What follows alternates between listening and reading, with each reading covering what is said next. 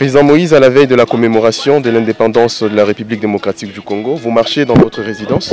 Oui, j'étais en train de voir mes arbres, j'étais en train de réfléchir que les arbres ont droit à la vie et notre peuple n'a plus le droit à la vie dans notre pays. Il n'y a rien qui marche, c'est la souffrance totale.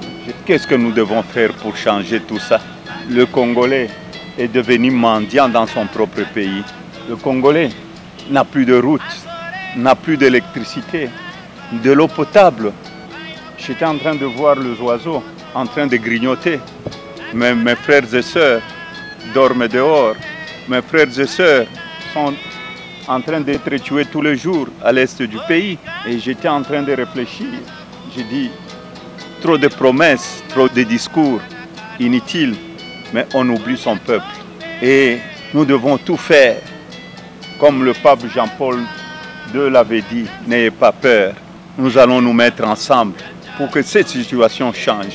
Nous sommes un pays riche, mais la population est très pauvre.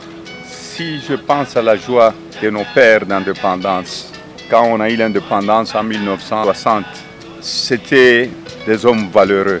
Ils aimaient leur pays. Aujourd'hui, je me pose la question si nous pouvons encore fêter le 30 juin. Si je pense à mes frères et sœurs de l'Est qui sont en train de mourir chaque jour, si je pense à mes frères et sœurs de la diaspora qui se réveillent très tôt le matin pour nourrir leurs frères et sœurs, leurs enfants qui sont encore chez nous au pays, je me pose la question, qu'est-ce qui ne marche pas dans notre pays? Le social ne marche plus.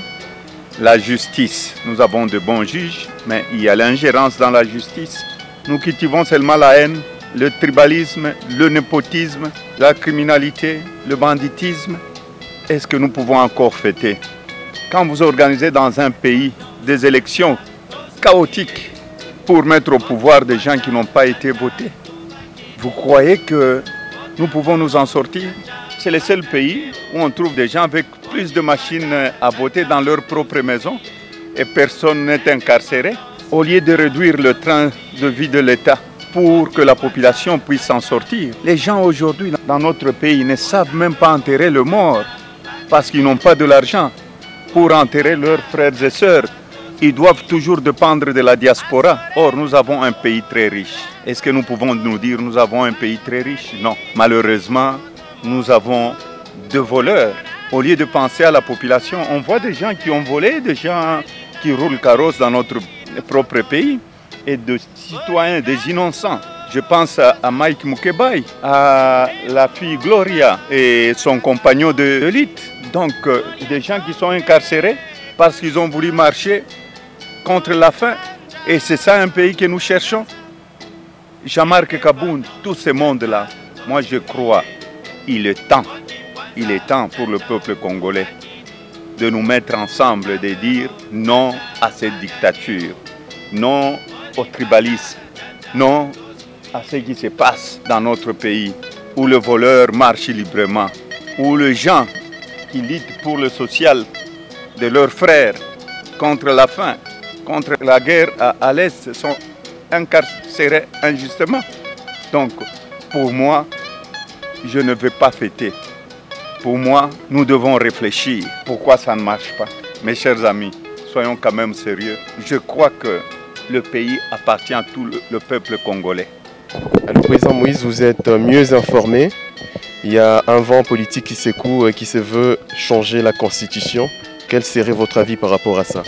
Vous savez, ce n'est même pas une question. On n'a pas le droit de changer cette Constitution. En 2015, j'avais prononcé pas de troisième faux penalty. Et nous nous sommes battus pour ça. Et nous nous battrons pour ça. Le vrai changement de la Constitution, c'est le social de la population congolaise. Les infrastructures au pays, les routes, la santé, les écoles, les gens qui pensent à changer la Constitution. Je crois qu'il faut être malade. Il faut être malade. Il n'y a rien qui marche au pays. La souffrance est totale. C'est parce qu'on veut s'éterniser au pouvoir. Non, il y a un temps pour tout. Donc nous devons savoir que nous sommes tous passagers sur cette terre. Président Moïse, pour les pouvoirs en place, c'est la Constitution qui bloque les développements du pays. Vous êtes d'avis? Pas du tout. C'est l'incompétence qui bloque le développement du pays et non pas la constitution. Nous avons une très bonne constitution, mais nous avons des leaders qui manquent de vision. Ces Congo ici, avec le programme qu'on avait, on allait les transformer avec cette même constitution et les gens allaient suivre le modèle de notre pays. Donc pour moi, la constitution est sacrée, on ne doit pas la toucher. Je me suis battu en 2015. Si j'ai démissionné, c'était pour qu'on ne touche pas la constitution.